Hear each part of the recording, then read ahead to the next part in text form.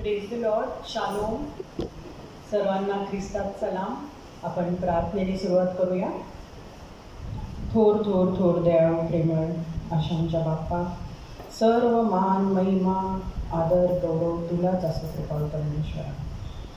बाप्पा, ह्या सुंदरशा सकाळी तू आम्हा प्रत्येकाला ह्या तुझ्या मंदिरात तुझ्या भक्ती आराधनेसाठी घेऊन आलास, म्हणून तुझे आभार मानते.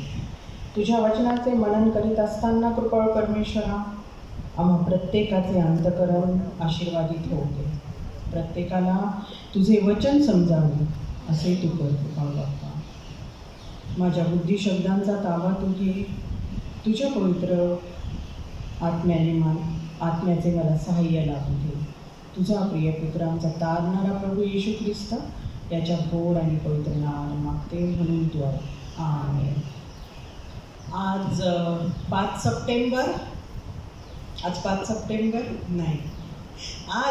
सप्टेंबर नंतरचा पहिला रविवार, आणि म्हणून आपण आपल्या मंडळीमध्ये आज शिक्षक दिन साजरा करत आहोत.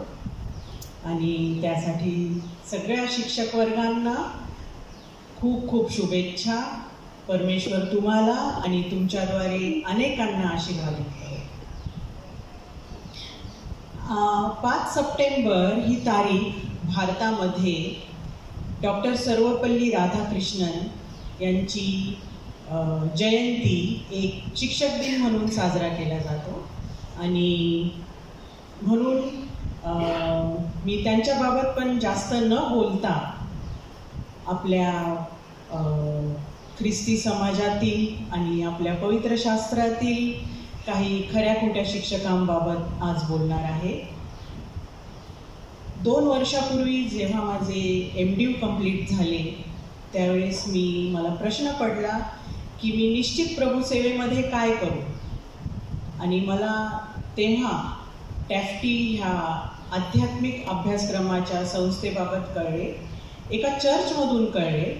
आणि त्या चर्चमधले ऑलमोस्ट सगळेच जण, अनेक सभासद हा कोर्स करत होते. आणि तेव्हाच मला वाटलं की मी ह्या कोर्सची व्हॉलंटरी ट्युटरशिप घेऊ. आणि ती मी घेतली. आणि आज प्रभू दयेने ह्या आध्यात्मिक अभ्यासक्रमाच्या मी 4 बॅचेस घेत आहे. आणि खरोखर हे निस्वार्थीपणे केलेला प्रभू सेवा मला खरोखर खूप आनंद होतो आणि आशीर्वादितही वाटतं. आपल्याही मंडळीतून काही सभासद याचा लाभ घेत आहेत आणि आशीर्वादित होत आहेत. खरोखर हे सांगण्यास मला आनंद होत आहे.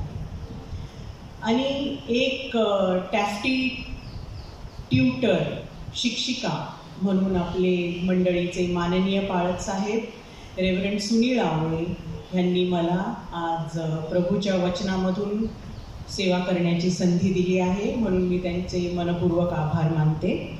ह्या अभ्यासक्रमाद्वारे वैयक्तिक आणि आत्मिक वाढ होण्यास प्रचंड मदत होते, अशी अनेकांची साक्ष मला मिळाली आहे.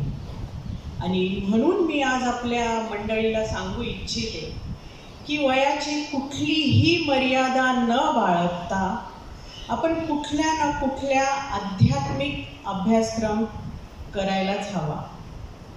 आणि हल्ली तर ऑनलाईनच्या माध्यमातून बरेच अभ्यासक्रम उपलब्ध आहेत. उदाहरणार्थ पवित्र शास्त्रावर ग्रीक हिब्रूचे क्लासेस आहेत आणि असे अनेक अभ्यासक्रम आहेत. तर निश्चितच हे करायला हवं. आणि अशा आध्यात्मिक अभ्यासक्रम केल्यावर आपल्याला पाळकीय सेवेमध्ये किंवा कुठली तरी अगदी सेवा कार्यच केलं पाहिजे असं नाही, पण आपल्याला स्वतःच्या आध्यात्मिक वाढीसाठी आणि सुवार्ता सांगण्यासाठी, जसं प्रभू येशू ख्रिस्ताची महान आज्ञा आहे की जगाला सुवार्ता सांगा, त्यासाठी आपण हे केलं पाहिजे. तसंच जे सेवा कार्य करतात, जे पदाधिकारी आहेत, त्यांच्यासाठी ही खरेपणाने आणि योग्य प्रकारे सेवा करण्यात याचा प्रचंड उपयोग होतो. जसं आपण शाळा कॉलेजाचं शिक्षण घेतो आणि हे जगिक जीवन जगण्यासाठी ते आपल्याला सक्षम करतं, त्याचप्रमाणे आध्यात्मिक अभ्यासक्रम आपल्याला ह्या जगामध्ये राहत असताना परमेश्वराच्या अधिक जवळ आणून हे जीवन जगण्यास आपल्याला सहाय्य करतं. आणि जेव्हा आपण रीतसर शास्त्र अभ्यास करून वचनाचा आपण निरीक्षण करतो, वचनाचा आपण उलगडा करतो आणि हेच वचन जेव्हा आपण आपल्या जीवनामध्ये योग्य रीतीने लागू करतो, त्यावेळेस आपण निश्चितच आशीर्वादित होतो. आणि हा आशीर्वाद केवळ आपल्यापुरताच नाही, तर आपल्यापासून आपल्या प्रियजनांना, आपल्या मुलांना, एवढंच की आपल्या नातवांना याचा लाभ होतो. कारण आपण शिक्षणाद्वारे, ह्या आध्यात्मिक शिक्षणाद्वारे आपण त्यांना बोध करू शकतो. वचन जोपर्यंत आपल्या जीवनामध्ये योग्य रीतीने रुजत नाही, तोपर्यंत आपले आणि वचनाचे कार्य हे व्यर्थ आहे. आणि तुम्ही जे ऐकता त्याविषयी सावध राहा, एवढेच येशू ख्रिस्त सांगत नाही, तर तुम्ही ते कसे ऐकता ह्याविषयी जपा, असे ख्रिस्त सांगतो. आपण अनेकांना बोलताना ऐकलं आहे, मनुष्य प्राणी आहे, चुकणारच, निश्चितच. पण ह्या चुका आपण अभ्यासपूर्वक मिळवलेल्या पवित्र शास्त्राच्या ज्ञानाद्वारे आपण त्या टाळू शकतो. आपण कुठल्याही छोट्या मोठ्या वस्तू घेतो, गोष्टी घेतो, ते आपण विचारपूर्वक घेतो. तसेच खऱ्या अर्थाने वचनावर आधारित अभ्यासक्रम हा देखील आपण लक्षपूर्वक घेतला पाहिजे. आणि स्तोत्र 32:28 यामध्ये परमेश्वर आपल्याला खऱ्या शिक्षणाच्या मार्गाचा बोध करतो. स्तोत्र 32:28 सांगते की मी तुला बोध करीन, ज्या मार्गाने तुला गेले पाहिजे त्याचे शिक्षण तुला देईन. मी आपली दृष्टी तुझ्यावर ठेवून तुला बोध सांगेन. आपण आता काही पवित्र शास्त्रातील शिक्षकांबाबत पाहूया. इतर लोकांना देवाबद्दल सांगण्यासाठी आणि विश्वासाचे जीवन जगण्यासाठी हजारो वर्षापूर्वी परमेश्वराने काही शिक्षकांना हे कार्य करण्यासाठी आमंत्रित केले. हे शिक्षक वेगवेगळ्या पार्श्वभूमीतून होते, वेगवेगळ्या क्षमतेचे होते, पण तरी देखील या सर्व शिक्षकांनी परमेश्वराच्या हाकेला प्रतिसाद दिला. आज परमेश्वरही आपल्यालाही आमंत्रण देत आहे, त्याच्या सेवा कार्यासाठी आपल्यालाही तो बोलावत आहे. आणि आपण असा विचार करू नये की माझी काय क्षमता आहे, पण निश्चितच पवित्र आत्म्याची जी कृपादाने आहेत ती आपणा सर्वांमध्ये आहेत. ती आपण परमेश्वराकडे प्रार्थनापूर्वक मागितली पाहिजे, जाणून घेतली पाहिजे आणि त्याद्वारे आपण सेवा कार्य केलं पाहिजे. परमेश्वराने आपल्याला दिलेले आमंत्रण हे जरी मोशेच्या जळत्या झुडपा इतके लखलखीत नसले तरी ते मोशेच्या काळा इतकेच सामर्थ्यशाली आहे. आणि त्या आमंत्रणाला आपण सर्वांनी ते स्वीकारलं पाहिजे. निश्चितच परमेश्वराच्या आपल्या प्रत्येकाच्या जीवनाच्या काहीतरी अपेक्षा आहेत, काहीतरी योजना आहेत. निर्गम याचा 3 आणि 4 अध्याय ह्यामध्ये आपण मोशेचे आव्हानं बघतो. निर्गम 3:12 मध्ये परमेश्वर मोशेला म्हणतो, खचित मी तुझ्या बरोबर असेल. आणि निर्गम 4:15 मध्ये अहरोनाला मोशेच्या मदतीस पाठवण्यासाठी परमेश्वर त्याला म्हणतो, तुम्ही काय करायचे ते तुम्हा शिकवीन. मोशे ख्रिस्तपूर्वी 14 ते 13 ह्या शतकामध्ये एक पुढारी, एक संदेष्टा आणि एक शिक्षकही होता. मोशेने यहुदी लोकांना मिसर देशातून काढून आणले म्हणून तो त्यांचा पुढारी होता. मोशेने परमेश्वराच्या 10 आज्ञात जे संदेश होता तो यहुदी लोकांपर्यंत संदेष्टा म्हणून पोहोचवल्या म्हणून तो संदेष्टा होता. तसंच मोशेने 10 आज्ञा लोकांना समजावून त्या आधारावर धार्मिक आणि नागरिक परंपरा स्थापली, म्हणून तो शिक्षकही होता. आपण आजही मोशेच्या 10 आज्ञा त्यांचं मनन करतो. नव्या करारामध्ये तसेच पाऊल आणि पेत्र हे आपण शिक्षक पाहतो. आजच्या सुवार्तिकांसाठी पाऊलाची शिकवण ही एका खजिन्याप्रमाणे आहे. पाऊल असा शिक्षक होता जो त्याच्या ऐकणाऱ्यांना आधी जाणून घेईल आणि मग त्याप्रमाणे तो बोध करेल. तसंच पाऊल यहुदी लोकांना आणि परराष्ट्रीयांना त्यांच्या दृष्टिकोनाप्रमाणे शिकवी आणि ख्रिस्त गाजवी. पाऊल हा केवळ एक सुवार्तेचा अभ्यासकच नव्हता, तर तो एक प्रभावशाली आणि सहानुभूतीशील शिक्षकही होता. तसाच पेत्र हा त्या उदाहरणावरून, पवित्र शास्त्रातील वचनावरून लोकांना बोध करायचा. तो स्वतःच्या जीवनावरून लोकांना शिकवायचा आणि त्यांनाही तसेच वागण्यास सांगायचा. पेत्र हा असा एकमेव प्रेषित होता ज्याला सुरुवातीच्या मंडळीमध्ये पावला इतकेच स्थान दिले गेले.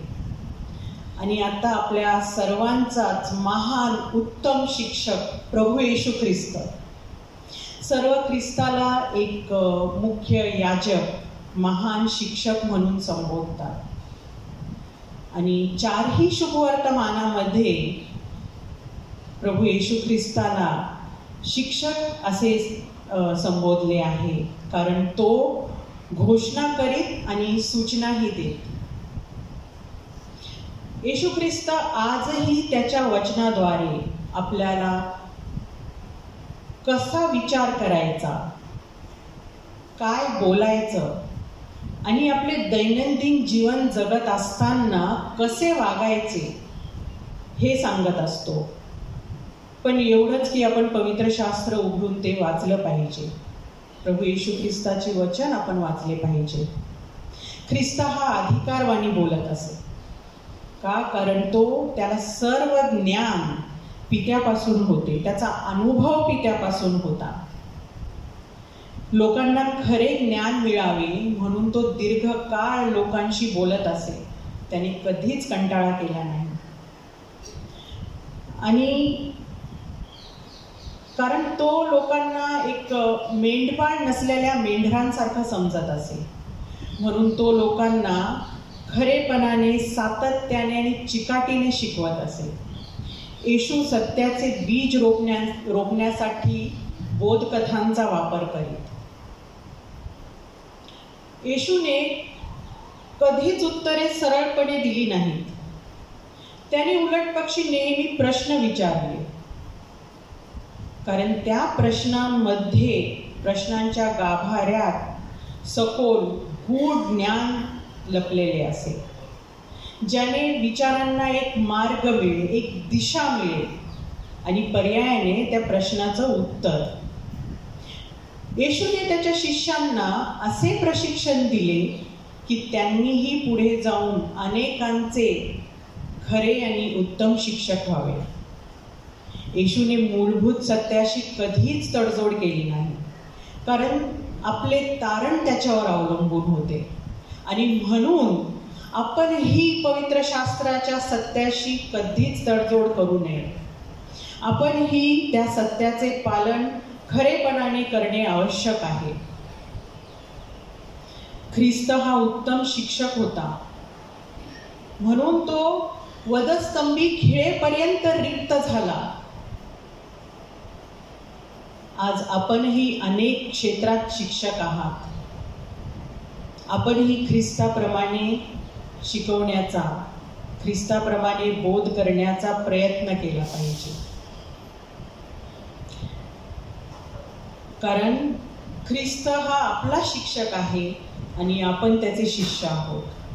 तसंच आता आपण हे काही पवित्र शास्त्रातील शिक्षक पाहिले, खरे खोटे शिक्षक पाहिले.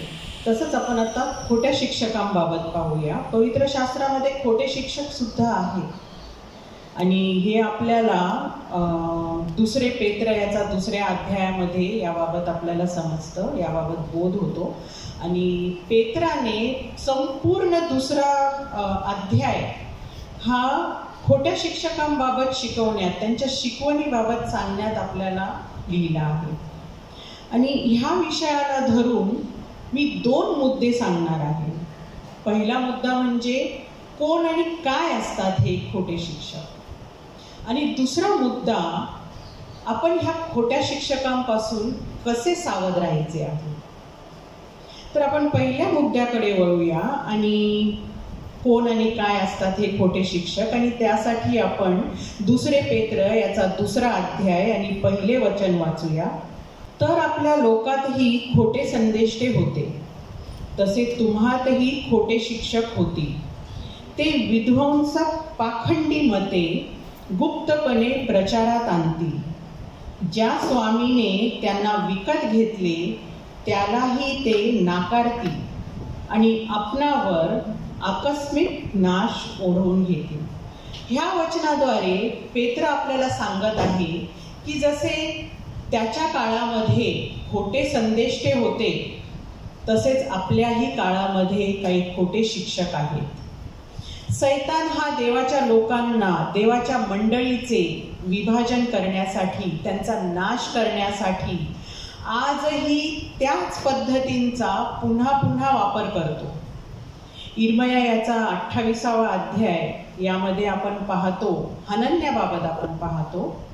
आणि परमेश्वराने इर्मयाला लोकांना चेतावणी देण्यासाठी सांगितले की ते 70 वर्षे बाबेलोनमध्ये बंदिवासात जाणार आहेत.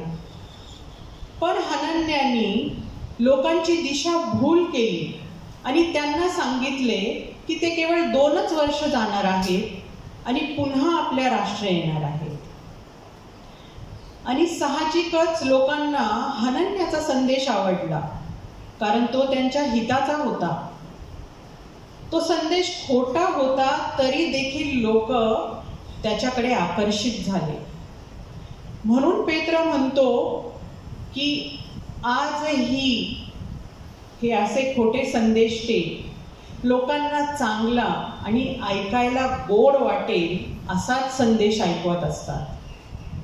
आपण अशा संदेशांना होकारार्थी माना न हलवता आपण पवित्र शास्त्राच्या वचनाच्या आधारे आपले संरक्षण केले पाहिजे आणि पवित्र शास्त्राचे सत्य आपण जपलं पाहिजे. पेत्र आणखीन म्हणतो की हे खोटे शिक्षक आपल्यामधूनच उत्पन्न होतात. दुसऱ्या शब्दात आपल्याला मोठा धोका इतर धर्मीयांपासून किंवा अविश्वासवाद्यांपासून नसतो, कारण आपल्याला त्यांच्या प्रचाराचा हेतू माहिती असतो आणि म्हणून आपण जाणीवपूर्वक त्यापासून दूर राहतो, तो टाळतो. पण आपल्याला सर्वात मोठा धोका आपल्या आतील लोकांमधूनच असतो, कारण सर्व ख्रिस्ती म्हणवणारे ख्रिस्ती नसतात. प्रत्येक ख्रिस्ती व्यक्ती ही ख्रिस्ती नसते. आपण अनेक ठिकाणी सभांना जातो, संदेश ऐकतो, यूट्यूबवर, फेसबुकवर, ऑनलाईन असे खूप संदेश ऐकतो. पण आपल्याला त्याच वक्त्याचा संदेश आवडतो जो आपल्या वैयक्तिक मनस्थितीशी जुळतो. का? कारण आपल्याला आपल्या अडचणींचे, आपल्या समस्यांचे त्या संदेशामध्ये, त्या वक्त्याच्या संदेशामध्ये ऐकायला मिळतं आणि आपल्याला ते आवडतं आणि आपण लगेच त्या व्यक्तीवर विश्वास ठेवतो. पण आपण असं कोणावरही विश्वास न ठेवता आपण पवित्र शास्त्राच्या वचनाद्वारे समजून घेतलं पाहिजे. पवित्र शास्त्रात आपण शोधलं पाहिजे आपल्या समस्यांचे, आपल्या अडचणींचे उत्तर. कारण परमेश्वर आज देखील आपल्याला त्याच्या वचनातून बोध करतो, आपल्याला आपल्या समस्या, आपल्या अडचणी याबाबत तो उत्तर देतो. अनेकदा तुम्ही अनुभवलं असेल की आपण कुठल्या तरी अडचणीत असतो कुठल्या तरी तणावाखाली असतो आणि तेव्हा आपसुकच एखादं वचन आपल्या मनामध्ये येतं. निश्चितच हे पवित्र शास्त्र नियमित वाचण्याचे परिणाम आहेत, पण ह्याचा अर्थ हा होतो की परमेश्वर आपल्याला तणावात देखील त्याच्या वचनातून उत्तर देत आहे. एक सर्वांच्याच माहितीतला पंथ ग्रुप जो म्हणतो येशू ख्रिस्त देव नाही, तो केवळ देवाचा पुत्र आहे आणि ख्रिस्त ते त्रैक्याला देखील मानत नाहीत. हा असा पंथ आपल्या सगळ्यांना माहीत आहे आणि हे खोटे शिक्षक पवित्र शास्त्राला बांधील नसतात. त्यांच्या संदेशाचे मूळ देखील पवित्र शास्त्राच्या वचनावर नसते. ते परुषांप्रमाणे वचनामध्ये भर घालतात, नाहीतर सदुक्यांप्रमाणे वचनातून काढून टाकतात किंवा कुठल्या तरी विधर्मी पद्धतीने वचनाचा उलगडा करतात. ते वेगळ्या पद्धतीने वचनाचा उलगडा करतात आणि पवित्र शास्त्र जे सांगते त्याऐवजी आपल्याला ऐकायला काय आवडते हे सांगण्यात ते हुशार असतात. कारण त्यांना केवळ त्यांचे अनुयायी, त्यांचे फॉलोअर्स वाढवायचे असतात. ह्यांच्या ह्या धूर्तपणाला आध्यात्मिकरित्या जे भोळे आहेत, भोळे लोक, ते बळी पडतात.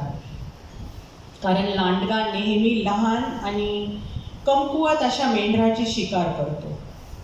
म्हणून काही दुर्बळ विश्वासणारे यांच्या प्रलोभनाला भुलतात. एक सत्य घडलेले उदाहरण मी इथे सांगू इच्छिते. एक गृहस्थ होते, एक व्यक्ती होती ज्यांनी आध्यात्मिक शिक्षण घेतलं. दीक्षा न घेता ते स्वघोषित पाळक झाले. त्यांनी अत्यंत गरीब आणि वचनामध्ये दुर्बळ अशा लोकांना घेऊन मंडळी स्थापली. इथपर्यंत ठीक होतं, पण त्यांनी मंडळीला सांगितलं की तुमच्या प्रत्येकाच्या पगारातून तुमचा दशमांश मला दिला पाहिजे, कारण मी तुमच्या मंडळीचा पाळक आहे. हे असे लोक मेंढराच्या वेशातले क्रूर लांडगे असतात आणि याचे हे उत्तम उदाहरण आहे.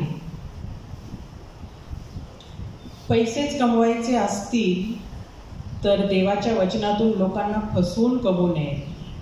कुठल्याही खरेपणाने केलेला छोटा मोठा व्यवसाय देखील परमेश्वर आशीर्वादित करतो आणि म्हणून आपण प्रत्येक आत्म्याची सुरुवातीला चाचणी करायची आहे आणि बघायचं आहे की तो देवापासून आहे की नाही.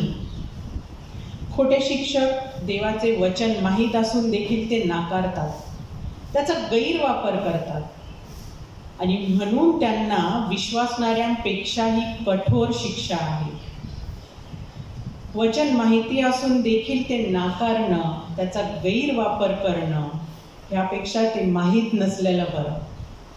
कारण आपल्याला असलेल्या पवित्र शास्त्राचे ज्ञान हे आपण लोकांपर्यंत कसे पोहोचवतो ह्याबाबत आपण सावध राहायला पाहिजे. आपल्या ज्ञानासाठी परमेश्वर आपल्याला जबाबदार धरतो. आध्यात्मिक ज्ञान जबाबदार आहे, पण याचा अर्थ हा नाही की आपण आध्यात्मिक ज्ञान घेऊ नये. निश्चितच आपण घ्यावं ते, कारण आध्यात्मिक ज्ञान नाकारणं हे देखील चुकीचंच आहे. आपण देवाच्या ज्ञानामुळे जगातील अशुद्धतेपासून स्वतःचा आपण बचाव करू शकतो. कारण ज्ञान हे प्रकाशासारखे आपल्याला आपल्या पापांच्या अशुद्धतेची, अंधकाराची जाणीव करून देते आणि म्हणूनच आध्यात्मिक ज्ञान घेणे हे फार महत्त्वाचं आणि गरजेचं आहे.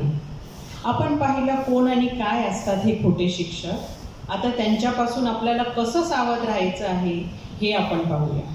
तर 2 पेत्र याचा 2 अध्याय आणि 14वे वचन सांगते, ते अस्थिर लोकांना फसवतात. जे सत्यात अस्थिर आहेत, म्हणजे ज्यांचा देवावर विश्वास आहे, ज्यांचा पवित्र शास्त्रातील वचनांवर विश्वास आहे, पण त्यांना निश्चित माहिती नाही की हे वचन आपण आपल्या जीवनामध्ये कसे लागू करायचे आहे.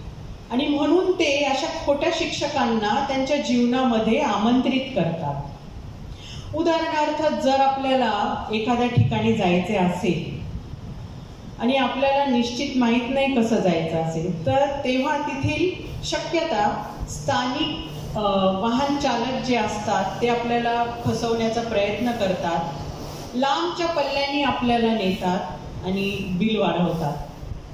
म्हणून जेव्हा आपल्याला एखाद्या ठिकाणी जायचे असेल तर आपण त्या ठिकाणचे, तिथे जाणाऱ्या साधनांचे, वाटेत येणाऱ्या अडथळ्यांचे, ह्या सगळ्या गोष्टींचा आपण अभ्यास केला पाहिजे. त्यातही एखादी व्यक्ती जर तिथे जाऊन आली असेल तर त्या व्यक्तीचा देखील आपण सल्ला घेतो. आपल्याला काय चूक, काय वाईट हे माहीत असतं, पण पवित्र शास्त्र त्याबाबत निश्चित काय सांगतं हे आपल्याला बहुधा माहीत नसतं. आणि अशा वेळेस ते आपल्याला वचन अयोग्य रीतीने त्यांच्या फायद्याप्रमाणे सांगतात. म्हणून पवित्र शास्त्र अभ्यासपूर्वक वाचणं फार महत्त्वाचं आहे, आवश्यक आहे. आणि काही अशी खूप सुंदर ख्रिस्ती पुस्तकंही आहेत ज्यामध्ये वचनांचा उलगडा केलेला आहे, ते देखील वाचणं फार आवश्यक आहे. दुसरं म्हणजे आपली तरुण पिढी, नवीन विश्वासणारे, ह्यांनी शक्य होईल तितकं ख्रिस्तामध्ये लवकरात लवकर वाढलं पाहिजे. कारण दुसरे पेत्र याचा 2रा अध्याय आणि 19वे वचन सांगते, ते त्यांना स्वतंत्रतेचे वचन देतात आणि स्वतः तर भ्रष्टतेचे दास असतात. कारण मनुष्य ज्याच्या कह्यात जातो त्याचा तो दासही बनतो. तरुण पिढी, नवीन विश्वासणारे हे विश्वासात बालक असतात. ते कुठल्याही शिकवणीला बळी पडू शकतात. म्हणून त्यांनी ख्रिस्तामध्ये वाढण्यासाठी, प्रौढ होण्यासाठी नियमित शास्त्र वाचन केले पाहिजे. चर्च कधी चुकवू नये त्यांनी. तसंच चांगले ख्रिस्ती पुस्तकही वाचले पाहिजे. शिवाय मुळावलेले ख्रिस्ती लोक आहेत त्यांच्याशी त्यांनी मैत्री केली पाहिजे आणि वचनांवर त्यांनी विचारांची देवाणघेवाण केली पाहिजे. आपण राजकारण, चित्रपट, सध्याची स्थिती, वर्तमान वृत्तांत यावर आपण अनेक गोष्टींवर चर्चा करतो, हो की नाही? पण आपण आपल्या घरामध्ये, आपल्या प्रियजनांमध्ये पवित्र शास्त्राच्या वचनांवर चर्चा करतो का? प्रियांनो, वारंवार अशा आध्यात्मिक चर्चा आपल्यामध्ये झाल्याच पाहिजेत. कारण तसंच दुसरं म्हणजे आपल्या लहान लेकरांसाठी चिल्ड्रन बायबल आहे, जे 3 ते 7 वर्षाचे लहान लेकरांना आपण लहानपणापासूनच आपण स्वतः वाचायचं आहे त्यांच्यासाठी. आणि त्याद्वारे त्यांना सवय लागते, पवित्र शास्त्राच्या जवळ येण्याची सवय लागते. त्यातून त्यांना परमेश्वर समजू लागतो आणि त्यामुळे मुलांना चांगलं काहीतरी वाचण्याची सवय देखील लागते. आता तिसरं म्हणजे खोट्या शिक्षकांपासून बचावण्यासाठी पवित्रतेचा पाठपुरावा करणं. खोटे शिक्षकांबाबत 2 पेत्र याचा 2रा अध्याय आणि 18वे वचन सांगते, भ्रमात असणाऱ्या लोकांतून कोणी बाहेर पडेल ना पडेल, ते लोक त्यांना व्यर्थपणाच्या फुगीर गोष्टी सांगतात. खोटे शिक्षक लोकांना काय ऐकायचे ते सांगून फूस लावतात आणि त्यांच्या चुकीच्या वागणुकीला समर्थन देतात, ज्यामुळे काही जण पवित्र सत्यापासून दूर जातात आणि चुकीचे वागतात. म्हणून खोटी शिकवणीपासून दूर राहण्यासाठी स्वतःला वचनाच्या पवित्रतेत स्थिर ठेवलं पाहिजे. ह्या काळात लोकांनी व्यक्तिशः ख्रिस्ताला भेटले नाही, पण आपण आपल्या चालण्या बोलण्यातून, आपल्या वागणुकीतून त्यांना ख्रिस्त दाखवला पाहिजे. जसा ख्रिस्त पूर्ण देव होता तसा तो मानवही होता आणि म्हणून ख्रिस्त एखाद्या परिस्थितीमध्ये, एखाद्या सिच्युएशनमध्ये कसा वागेल त्याप्रमाणे आपणही वागण्याचा प्रयत्न केला पाहिजे. आपल्या वागणुकीद्वारे आपण जगाला ख्रिस्त दाखवू शकतो. पवित्र शास्त्रात 4 शुभवर्तमान आहेत, पण आपण ह्या काळातले 5वे शुभवर्तमान बनायचं आहे आणि ख्रिस्त जगाला दाखवायचा आहे, ख्रिस्त गाजवायचा आहे. आणि हा बदल आपल्यात नक्कीच झाला पाहिजे. कारण 1 पेत्र 1 अध्याय आणि 15वे वचन सांगते, तर तुम्हास पाचारण करणारा जसा पवित्र आहे तसे तुम्हीही सर्व प्रकारच्या आचरणात पवित्र व्हा. आणि आता 4थे आणि शेवटचे, ज्याकडून आपण खोट्या शिक्षकांपासून सावध राहू शकतो, ते म्हणजे देवाच्या आज्ञा ह्या आशीर्वाद आहेत, ओझे नाहीत, ज्या आपण विश्वासाने आणि आनंदाने स्वीकारल्या पाहिजे. काही खोटे शिक्षक स्वतःचा, त्यांच्या ग्रुपचा, त्यांच्या मिनिस्ट्रीचा नाव व्हावं, महत्त्व वाढावं म्हणून कुठल्या तरी कठीण पद्धतीने परमेश्वराची आराधना करतात, त्याचा बाऊ करतात. 1 योहान याचा 5वा अध्याय आणि 3रे वचन सांगते, देवावर प्रीती करणे म्हणजे त्याच्या आज्ञा पाळणे होय आणि त्या आज्ञा कठीण नाहीत. देवाच्या आज्ञा पाळण्यासाठी ते आपल्याला आधी माहीत पाहिजे. त्या माहीत झाल्यावर आपण त्या समजून घेतल्या पाहिजेत, हे महत्त्वाचे. आणि त्याहून अधिक जास्त महत्त्वाचे, त्याप्रमाणे आपण वागलं पाहिजे. जर आपण देवावर मनापासून प्रीती करतो, ख्रिस्त स्वतःला ख्रिस्ती म्हणवतो, तर देवाच्या ह्या सर्व आज्ञा पाळणं फार आवश्यक आहे. आणि दुसरं म्हणजे मगच आपण स्वतःला असं म्हणू शकतो की खरोखर माझं ख्रिस्तावर खूप प्रेम आहे, माझं देवावर खूप प्रेम आहे, त्याच्यावर खूप विश्वास आहे. कोणत्याही शिकवणीला आत्मसात करण्याआधी आपण स्वतःला विचारलं पाहिजे, वचन त्याबाबत काय सांगतं. पवित्र आत्म्याच्या सहाय्याने आपण शास्त्रवचन समजून घेतलं पाहिजे, म्हणजे आपल्याला कोणी अंधारात ठेवणार नाही, पण उलट आपणच त्यांना वचनाच्या द्वारे प्रकाशाचे हो, त्या प्रकाशात त्यांचे खोटे शिक्षण उघड होईल. देवबाप्पा करो आणि आपल्या प्रत्येकाला पवित्र वचनांचा प्रकाश लाभो. आपण प्रार्थना करू. दयाळू परमेश्वरा, तुझी आम्हावरची कृपा महान आहे. आम्ही अंधारात राहू नये प्रभू बाप्पा, म्हणून तू आम्हाला तुझ्या वचनांद्वारे प्रकाशात येण्यासाठी मार्गदर्शन कर. होय बाप्पा, आम्ही तुझे राज्य योग्य रीतीने जाणून घ्यावे आणि इतरांनाही त्याबाबत सांगावे, असे तू करतो परमेश्वरा. आम्हापासून सर्व खोटे शिक्षण लांब राहावे आणि तुझ्या वचनाचा खऱ्या अर्थाने खरे शिक्षण मिळावे बाप्पा, ही विनंती आमचा धन्य तारक प्रभू येशू ख्रिस्त याच्या गोड आणि पवित्र नावाने मागते, म्हणून तू आहे. आमेन. धन्यवाद. मी आपल्या मंडळीच्या पाळक साहेबांना, आपले पाहुणे पाळक साहेब, पास्ट्रेट कमिटी, महिला मंडळ, संडे स्कूल आणि सर्व बंधू भगिनी ह्यांना खूप खूप मनापासून धन्यवाद देते. ही सुंदरशी मला संधी दिल्याबाबत मनापासून आभार. देवबाप्पा तुम्हा सर्वांना आशीर्वादित करो. थँक्यू.